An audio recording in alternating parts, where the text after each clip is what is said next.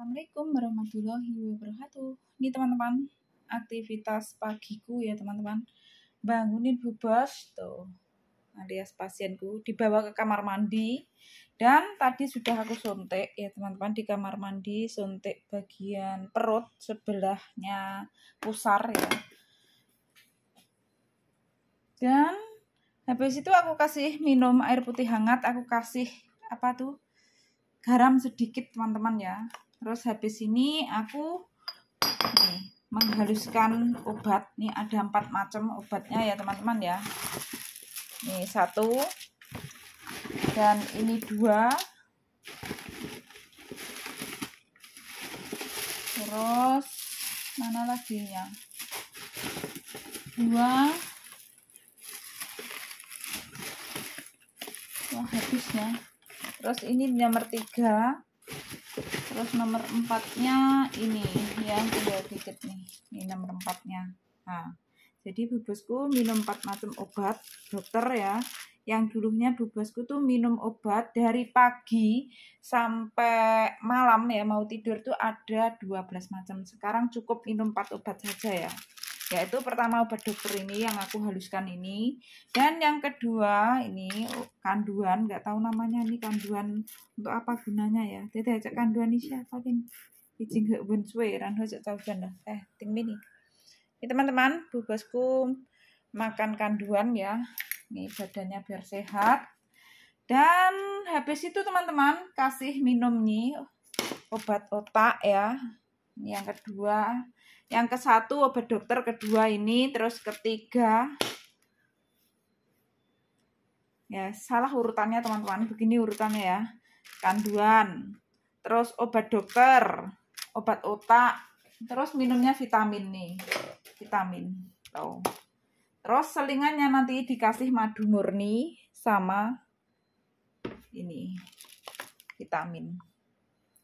Nah, seperti ini teman-teman. Jadi bubosku sudah meninggalkan 8 macam obat ya teman-teman ya. Nah, seperti ini. Dan karena bubosku ini badannya enggak sehat ya, dari hari Minggu tanggal 4 bulan 12 2022. Enggak tahu ini hari ke-12 kayaknya ya. Tapi alhamdulillah kemarin sudah mau makan nasi, aku kasih kuahannya teman-teman, ayam dikecapi itu loh, tapi ampela ya, yang ampela dindel, tapi cuma kuahannya jadi enak. Terus makan puding juga ya, aku yang bikin seperti ini teman-teman. Nih bikinanku ya. Nah seperti ini. Dan sekarang makannya nih roti tawar ya teman-teman. Aku potong-potong. Seperti ini caraku merawat pasienku teman-teman. Jadi cepat sembuh dan cepat sehat ya. Dan sering aku kasih minum air hangat karena ini Taiwan musimnya tuh dingin teman-teman, plus hujan ya. Jadi harus banyak-banyak minum air putih hangat biar badannya tetap hangat teman-teman, seperti itu. Dan jangan lupa tetap jaga kesehatan ya teman-teman ya, seperti itu. Karena sehat itu mahal dibandingkan uang. Nah, habis ini teman-teman aku kasih sarapan bubos, terus habis kasih sarapan nanti biar minum obat. Seperti itu caranya teman-teman. Nah, oke teman-teman, ini roti tawarnya aku masukkan ke dalam, dan yang keringnya yang keras ini aku nggak pakai ya teman-teman ya. Tuh, bubos keras nanti nggak bisa makannya. Oke teman-teman, ini sudah seperti ini karena bubosku lagi sakit, biar bisa menelen dan bisa empuk ya teman-teman. Ini akan aku kasihkan susu Naija ya. Oke, aku tuangkan. Dan jangan dihabiskan untuk menuangkan karena nanti untuk minum obat ini teman-teman. Bubosku tanpa ada manis-manis nanti nggak mau minum obat karena sekarang sudah pinter ya. Oke teman-teman, ini aku balikin, ini adalah obat-obat yang diminum bubosku. Aku sepilkan ya teman-teman. Oke. Dan selalu aku kasih garam, gunanya untuk apa teman-teman? Karena garam ini untuk menetralkan ya teman-teman. Kayak penyakit-penyakit itu biar luntur seperti itu. Nah, saat bubosku parah-parahnya kemarin tuh ya tanggal berapa? Pokoknya sekitar sakit 2 hari sampai 4 hari ya teman-teman, aku kasih minum jahe, kasih garam sama madu. Itu gunanya apa? Karena bubosku muntah-muntah. Jahe gunanya untuk menghangatkan badannya ya. Dan yang garam itu untuk menetralkan apa yang tidak baik di dalam tubuhnya bubosku. Dan madu gunanya untuk Bu Bosku tuh biar lebih ada energinya gitu loh ya. Karena Bu Bosku muntah-muntah nggak makan. Jadi itu terasa kenyang seperti itu. Itu adalah ideku dan membuahkan hasil teman-teman ya. Oke teman-teman, dan saat ini aku kasih air hangat sama garam seperti itu. Oke teteh, yuk cok. Oke teman-teman, mini pang oleh ya mau makan sendiri teman-teman, tapi nanti berujung muntah kalau dia makan sendiri karena banyak-banyak. Ya udah biarin berapa suap saja, nanti aku suapin biar nggak marah ya teman-teman ya. Man-mano punya detago ini kan teman-teman, ambilnya banyak kan, dia nanti muntah, terus nanti belum ditelen ambil lagi. Nah kukunya sudah panjang, mau potongin nanti ya, sakit. Ya kan teman-teman, apa aku bilang. Tete, mini kangkang kau suni mini pang beho le, ni jejicek teng sadu cule lo, centek, bu meo bian nih ya, centek, wusu cang centek. Aku ngomong, aku suapin saja, nanti kamu muntah, bener, dengerin aku lah itu, tuh, dia terlalu banyak ambilnya teman-teman. Oke teman-teman, gitu saja ya teman-teman. Itu adalah caraku merawat pasienku ya. Dan ini minumanku. Dan aku sepilkan rumahnya ya teman-teman. Walaupun hari ini belum aku bersihin karena sarapan dulu ya teman-teman, biasa ya. Seperti ini teman-teman, penampakan rumahnya masih bersih banget, celing, karena sehari aku bersihin 2 kali ya, pagi dan sore, sebelum masak sore, masak malam ya. Jadi tetap bersih, walaupun tidak dibersihin itu tetap bersih. Tapi aku orangnya karena suka kebersihan dan kerapian teman-teman ya, nanti habis sarapan tetap aku bersihin semuanya, aku rapiin. Jadi kayak kamar-kamar sudah rapi, bangun tidur sudah aku lipet-lipet semua tuh selimutnya ya teman-teman ya. Sepilkan, nah seperti ini ya. Oke teman-teman, dah gitu saja. Karena sini dikasih selimut seperti ini, Bu Bosku biar nggak jatuh teman-teman, kalau tidur suka jatuh-jatuh dia ya. Oke teman-teman, seperti ini ya. Taiwan tuh rumahnya nggak terlalu besar, kecil ya teman-teman, jadi bersih-bersihnya tuh simple banget ya, seperti ini. Oke teman-teman, Bu Bosku tuh pegang-pegang apa tuh? Ini tumpah tuh susunya. Oke teman-teman, dan ini habis suntik dibalikin di kulkas ya teman-teman, biar nggak rusak karena itu ada obatnya. Oke teman-teman, langsung saja suapin lagi bubosnya biar bertenaga dan nggak muntah gitu aja, aman ya teman-teman ya. Oke teman-teman, aku sudah pamitan ya, ngomong terus ya. Oh iya teman-teman, aku kasih lihat sebentar. Nih caranya seperti ini teman-teman. Obatnya sudah dihancurkan, lalu kita masukkan ke dalam naija seperti ini. Nah, dengan tujuan apa? Dengan tujuan Bu Bosku biar mau minum. Karena tanpa adanya manis-manis seperti ini, Bu Bosku sekarang otaknya main, pinter, nggak mau, terasa pahit ya. Seperti ini caranya ya. Oke, habis ini teman-teman nanti minum obat otak ya. Habis selesai sarapan ya, aku bawa ke kamar mandi, suruh gosok gigi, cuci muka, cuci tangan, terus buang air besar apa air kecil, terus aku bersih-bersih rumah. Seperti itu teman-teman caraku bekerja ya. Setelah bersih-bersih rumah, biasanya kalau Bu Bosku badannya sehat, aku bawa olahraga. Kalau cuacanya baik, bagus ya, aku bawa ke taman. Kalau cuacanya nggak mendukung tuh di rumah ya. Jalan setar dari ruang tamu sampai dapur sini ya teman-teman ya. Seperti itu, PP kurang lebih 10 kali. Nah, kalau cuacanya itu agak membaik sedikit ya teman-teman, nggak terlalu baik, kadang tuh kitanya jalan di lantai bawah ini aku sepilkan. Kalau nggak gitu naik turun tangga sini teman-teman 10 kali PP ya. Nah, dari lantai 3 ke lantai 1 olahraga seperti ini. Kalau hujan kadang ya olahraganya di rumah. Ini kan hujan ya teman-teman, dan bosku sakit ya, dia nggak mau disuruh olahraga, marah. Selain itu nggak bertenaga dia. Oke teman-teman, biasanya olahraganya di sini ya, kalau nggak ke taman. Dari sini, nah itu ada orang jalan tuh ya. Nah jauh teman-teman, lumayan jauh ya, tembus ke jalan raya besar sama sampai ke situ. Itu ada jalan raya kan di situ ya. Nah, itu sampai situ tuh ada motor lewat. Nah sampai situ teman-teman PP 10 kali. Jadi kita teman-teman merawat pasien itu harus penuh dengan ketelatenan dan kesabaran biar membuahkan hasil yang optimal ya teman-teman ya. Ini aku sebutkan lagi teman-teman ya, caraku merawat Bu Bosku bisa lepas dari kursi roda, bisa pinter makan sendiri, minum, bisa ngomong, otaknya main. Nah, ini aku lakukan seperti ini. Ini adalah kesabaran dan ketelatenanku teman-teman. Ini seharusnya malam tuh jam istirahat ya teman-teman ya. Aku luangkan waktuku 1 jam sampai 1,5 jam untuk memijat Bu Bos. Nih, metode terapi pakai air hangat ya teman-teman ya, bisa dibaca ya. Senin pijat terapi air hangat plus pijat kepala atau otak atau angkat pantat. Dan Selasanya terapi rendam kaki air hangat plus garam plus pijat kepala, muka, tarik telinga. Dan Rabunya terapi putar-putar kaki plus tangan plus pijat kepala, angkat pantat. Nah, Kamisnya rendam air hangat plus garam.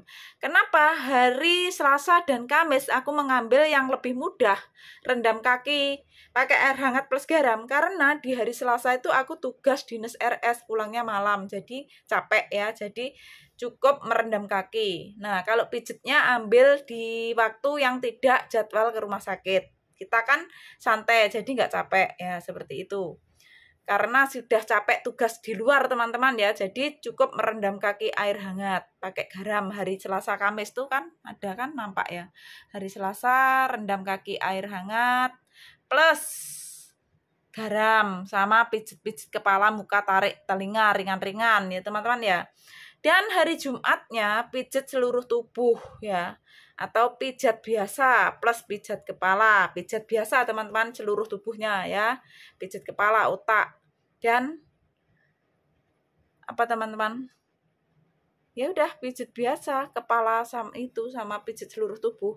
Dan hari Sabtunya pijat terapi air hangat plus pijat kepala. Nah, seperti ini teman-teman caraku merawat pasienku di Taiwan, bisa seperti ini. Dan tanpa aku merengek naik gaji, minta ini itu ke bosku. Bosku itu hatinya terketuk dengan sendirinya, ART resmi tetap digaji rasa pabrik. Jadi bosku menggaji aku lebih dari gaji normal pemerintah Taiwan, seperti itu. Dan banyak ceperannya lah ya, jadi aku tetap bersyukur saja. Insya Allah kita kerja ikhlas, membantu orang dengan sungguh-sungguh, dengan hati yang tulus. Insya Allah, Allah itu akan tahu teman-teman ya. Jadi semangat saja demi keluarga, kerja yang ikhlas, dan cari rezeki yang barokah, dan utamakan dalam hidup kita itu kunci kejujuran, tanggung jawab, amanah, bisa dipercaya. Dimanapun kita meminjakkan kaki, dimanapun kita mengais rezeki, insya Allah nggak ada kesandungan, dan merasa hati itu tenang, nyaman, damai, indah ya, seperti itu yang aku rasakan. Aku selalu ingat dengan apa yang dikatakan oleh ibuku ya. Jadi tetap lakukan kejujuran ya, tanggung jawab, amanah, bisa dipercaya. Dimanapun kita melangkah itu terasa nyaman, aman, damai, tenang gitu teman-teman ya. Di hati pun tenang gitu loh. Rezeki pun insya Allah diberi kelancaran, insya Allah, amin amin ya rabbal alamin. Itu ya teman-teman yang aku terapkan dari semenjak aku di rumah ya teman-teman ya. Ikut bos di rumah, aku kerja berapa kali ya teman-teman. Pertama di Surabaya, terus kedua di Jakarta, babysitter ya teman-teman ya. Alhamdulillah menemukan bos semua tepat teman-teman ya. Dan yang ketiga kalinya aku kerja di Ndolopo ya. Ndolopo yang Madiun, Jawa Timur, dipertemukan dengan suami tapi sekarang mantan ya. Itu tahun 2003, usia aku masih belasan tahun teman-teman, aku sudah tahu kerasnya kerja. Lulus SMP jam 12 ambil ijazah, jam 2 sore aku ikut tetanggaku kerja di Surabaya dengan gaji 125.000, itu tahun 2001. Aku belajar kerja teman-teman ya. Lulus SMP itu aku nggak mau disuruh lanjut sekolah sama bapakku. Saat itu bapakku menjadi TKI Malaysia saat itu ya. Bapakku pulang sudah tidak jadi TKI Malaysia itu 2006 bulan 5 kurang lebih tanggal berapa ya teman-teman. Pokoknya aku mau menikah kurang 1 minggu teman-teman. Menikahku tuh tanggal 25 ya, 25 Mei ya. Oke, seperti itu ya. Jadi aku ingin merasakan gimana sih kerasnya kerja, gimana sih kerasnya mencari uang. Dan aku dulu tuh nggak bercita-cita teman-teman ingin menjadi pegawai negeri, ingin jadi apa-apa gitu, nggak bercita-cita gitu loh, nggak lucu aku dulu ya. Padahal disuruh sekolah aku tuh ya, dibiayai sama bapakku. Cita-citaku apa teman-teman? Cita-citaku ingin membantu orang tua. Bagaimana nanti caranya bisa mencari uang seperti bapakku kerja gitu. Terus cita-citaku ingin menjadi wanita berkarir, mandiri yang berkarir, menjalankan usaha, berbisnis gitu. Alhamdulillah tercapai benar sampai saat ini, walaupun di negara tetangga ya seperti itu. Dan benar-benar tercapai gitu loh ya. Sebelum aku ke Taiwan tuh menjalankan usaha sendiri, merintis usia 22 tahun, itu tahun 2008, anakku usia 1 tahun ya, 2008 sampai 2012.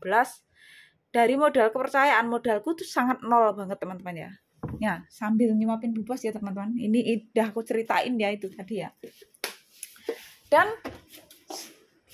modalku sangat nol banget. 50.000 itu uangnya tanteku, DP-an uang baju teman-teman ya. Harganya bajunya tuh berapa? 75.000 DT jemen. 75.000 aku DP 50.000. Pulang aku dibawain 2 terobos baju sesuai orderanku sama bos. Dolopo namanya Burus, rumahnya Klepek ya, Jawa Timur, Madiun teman-teman ya. Nah itu benar-benar teman-teman, selalu aku ingat tuh. Itu adalah pengalaman banget untuk aku ya. Perjuangan yang luar biasa. Itu anakku usia 1 tahun. Tapi sebelum anakku usia 1 tahun, itu aku membantuin ibu mertua, ibunya mantan ya.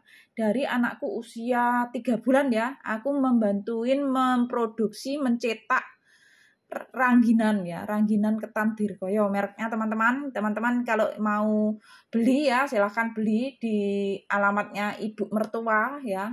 Itu rangginan yang merek Dirkaya, itu produksi ibu mertua, itu udah terkenal teman-teman ya, udah resmi Depkes IPRT pemerintah ya, udah resmi lah, udah ada izinnya, izin resmi, jadi udah masuk ke supermarket, ke grosir-grosir, pasar-pasar toko seperti itu, keluar Jawa juga. Nah itu aku bantuin anakku usia 3 bulan, aku mulai bantu-bantu ya mencetak. Anakku aku tidurin di bawah seperti ini teman-teman ya, di tikar bawah, ibaratkan ini aku mencetaknya di meja atas ya, karena ada rodanya mejanya. Anakku aku tidurin di lantai sini, tapi aku gelarin pakai tikar ya, dan anakku mulai bisa merangkak-rangkak teman-teman, kadang makan tanah bareng teman-teman anakku ya. Ya Allah, itu anakku saat masih kecil. Terus akhirnya anakku aku naikin sepeda, aku tali, aku ikat gitu teman-teman ya. Nah itu anakku, aku ajak berjuang kerasnya kerja mulai kecil teman-teman, sampai saat ini sudah mau usia 16 tahun, nanti bulan 3 tahun 2023 ya teman-teman ya. Dan mantan suamiku saat itu waktu nikah 2019 usia 19 tahun kayaknya teman-teman, masih muda banget ya kitanya nikahnya. Dan itu makanya kalau keluar sama anaknya dikira adik kakak teman-teman, seperti itu. Oke teman-teman, dan pada akhirnya anakku usia 7 bulan bisa digendong dipekeh gitu ya teman-teman ya. Itu diajak ke pasar, setor rengginan, narik rengginan keliling, dan tanganku kiri kanan bawa tas satu, yang tangan kiri bawa 5 kilo 10 bungkus, tangan kanan bawa 10 kilo 5 kilo 10 bungkus ya teman-teman, berarti 20 bungkus 10 kilo teman-teman, karena satu bungkus itu isinya setengah kilo 500 gram ya. Dan pada akhirnya teman-teman aku sambil bawa nota gendong anak, kalau anakku nggak mau ditilap, tahu aku kan nggak mau ikut mertua, bapak mertua di mobil, nggak mau, panas ya. Jadi tiap kali lihat aku keluar masuk ke pasar ambil rengginan ya, karena nyetor-nyetor di pasar ya teman-teman ya, itu anakku nangis tahu aku, jadi aku gendong. Dan ceritanya dulu tuh ibu mertua atau ibunya mantan teman-teman ya, bisa memproduksi belum bisa memasarkan saat itu. Dan aku masih tunangan tuh sama mantan suami ya, dulu ceritanya kan kita kerja satu bos, cinta lokasi teman-teman ya. Itu kan aku nyales di pasar-pasar ya, dan rengginannya ibu mertua itu aku bawa, aku pasarin gitu loh teman-teman, aku kenalin ke pelanggan-pelanggan, aku nyales itu. Dan akhirnya banyak yang ambil, satu pasar Dolopo itu hampir menyeluruh. Nah seperti itu. Ceritanya seperti itu teman-teman. Terus produksinya makin banyak sekali nyetor tuh kentalan ya omsetnya seperti itu. Nah, seperti itu teman-teman ceritanya. Itu anakku usia 7 bulanan lebih teman-teman. Terus anakku usia 1 tahun. Aku tuh ingin mengembangkan usahaku karena di masa gadis aku juga udah latihan gitu loh teman-teman. Gadis sambil nyales itu aku latihan jualan baju gitu ya. Ya ambil di Boros itu ada yang pesen aku ambilin gitu. Terus aku iseng-iseng saja dilanjutin ya, walaupun aku nggak mempunyai modal gitu loh. Saat itu mantan suami juga kerja, cuman kan nggak stabil. Kadang tuh kena PHK, terus mantan suami tuh pernah sakit juga masuk rumah sakit ya teman-teman dulu ya. Tapi itu saat itu anakku usia 3 bulan, belum masuk rumah sakit teman-teman saat itu. Kena mesin ya, mesin triplek tuh loh. Badil tuh, pabrik badil. Nah, tuh tangannya sampai kayak apa tuh? Singkong kaspe dikupas gitu. Kulitnya tuh melewah teman-teman, nggak tega lihatin ya.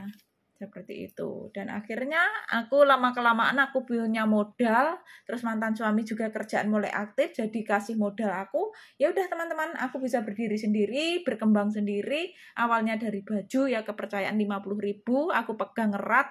2 minggu sekali aku setor uang, 2 minggu sekali aku ambil barang.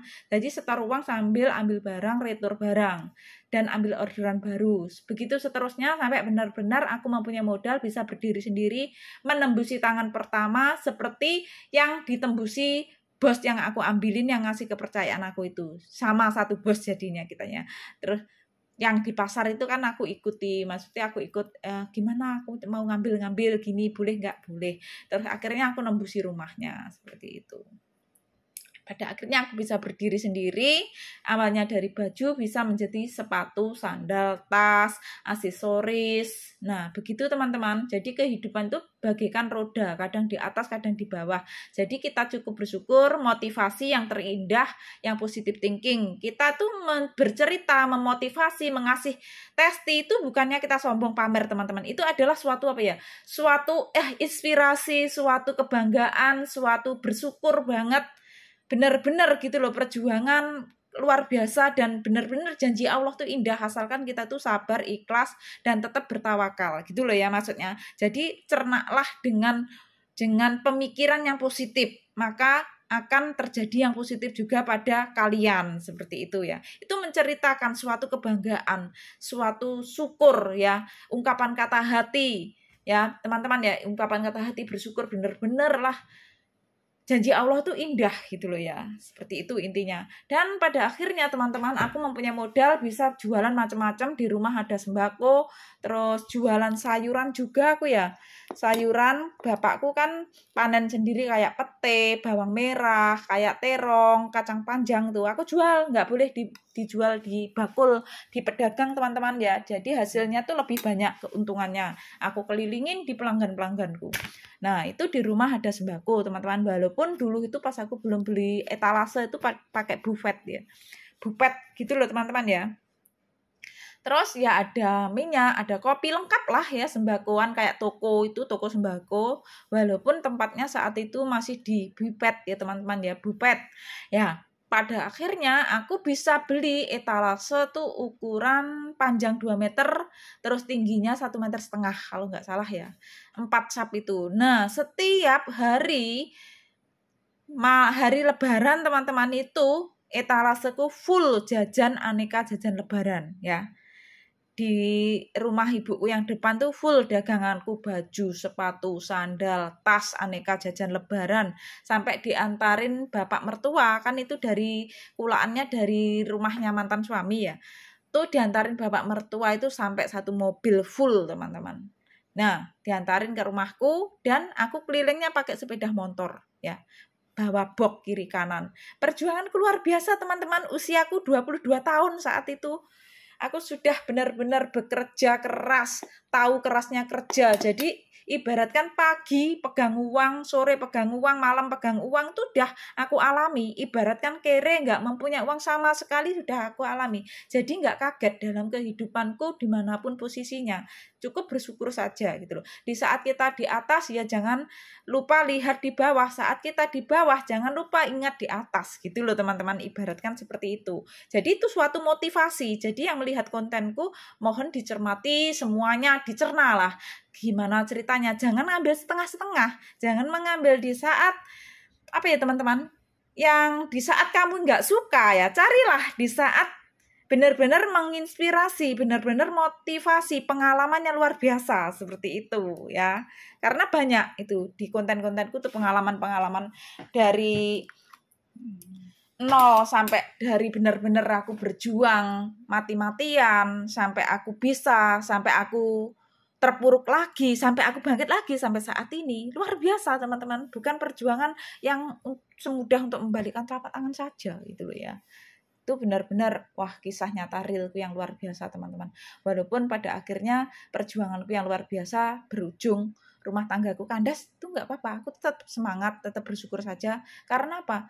Karena jodoh kita anggap saja sampai di sini ya. Allah menjodohkan sampai di sini gitu saja. Nggak usah kita mikir yang pusing-pusing gitu loh teman-teman. Karena jodoh, maut, rezeki sudah Allah yang mengatur. Kita sebagai manusia biasa cuma bisa menjalani dan selalu bisa bersyukur, berdoa, berusaha. Selebihnya tetap Allah yang akan menentukan.